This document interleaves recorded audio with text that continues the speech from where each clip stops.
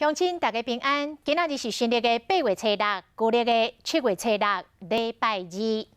新闻的头一条，重大代志。今仔日是台北市长郭文泰的生日，伊就选伫今仔日来成立着台湾民众党，简称做民众党。郭文泰互推举为党主席，只要年满16岁，有中华民国的国籍，就会当申请入党，无收党费。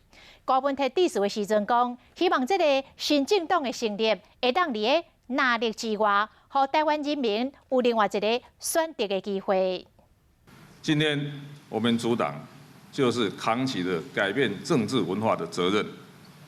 今年我参加妈祖绕境的时候，再次拜访了新港文教基金会，我发现了2014年我首次拜访新港文教基金会的时候，我在墙壁上留下了“找回良心”这4个字。时隔5年，今年4月，我再次参加了大甲妈祖绕境，又去了一次新港，也再度的拜访新港文教基金会。我在墙壁上补上了4个字：莫忘初衷。其实政治不难，找回良心而已；执政也不难，莫忘初衷而已。今天我们再次成立台湾民众党，赋予它新时代的使命。